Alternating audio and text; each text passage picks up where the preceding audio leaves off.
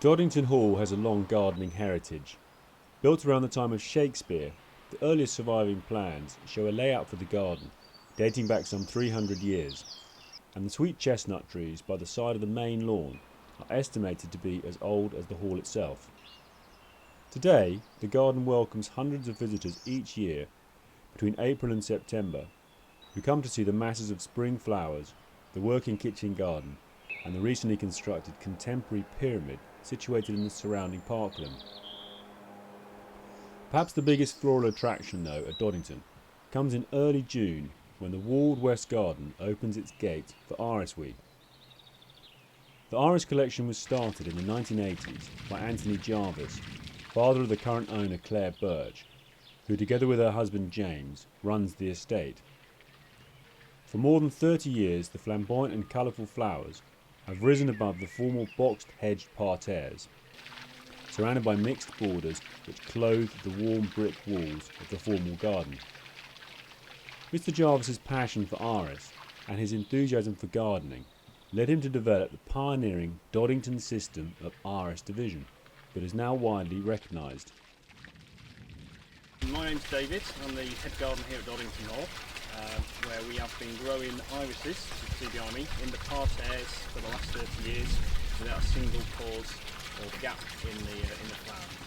Instead of the traditional method of digging up all your clumps of irises and replanting the bits that you wish, the Doddington technique is very simple indeed. It really is as simple as sticking a spade in halfway down and ousting it out. This is the clump that I've just divided. Just cut that back half away. Now I can see there's plenty of room for this one to grow. The next stage would be, but it's not quite the correct time of year to do it yet, in a few weeks' time I will cut the leaves back by about half all the way around.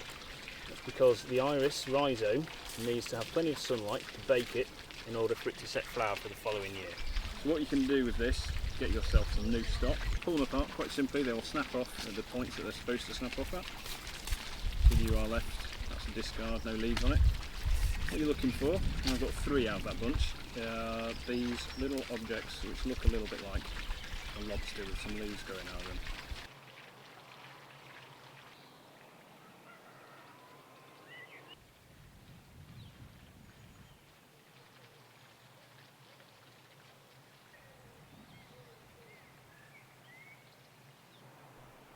Gardens, of course, never stand still, but evolve, and with that in mind, Doddington's irises have recently been joined by a new arrival.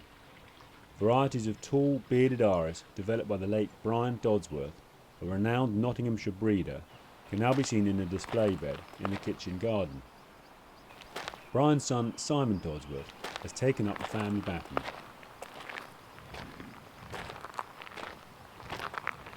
I'd always taken a keen interest in what he was doing, but when he died we were faced with a dilemma in terms of what we should do with the iris collection. He won 12 Dykes medals, which is the sort of Oscar medal of the iris hybridizers world.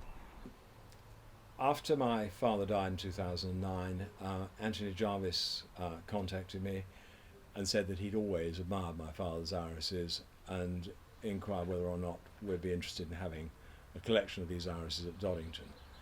Form and structure are the most important thing. Really what that means is that you've got flowers that are carried on a stem, and you've got flowers that are actually capable of being viewed as individual entities up the stem. So basically you have 2 ingredients. You've got to have a perfect flower here, and you've got to have decent branching.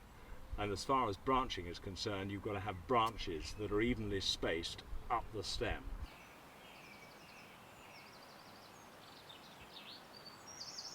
What he really said about colour was quite simple. He said irises look best if they are, broadly speaking, of the same colour, and in iris terms that means what's called a self.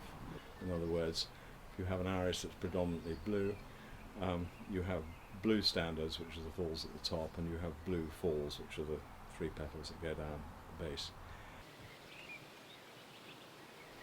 The future of the Doddington Iris collection looks set to go from strength to strength, and its annual display in June will, with any luck, provide inspiration to the next generation of gardeners.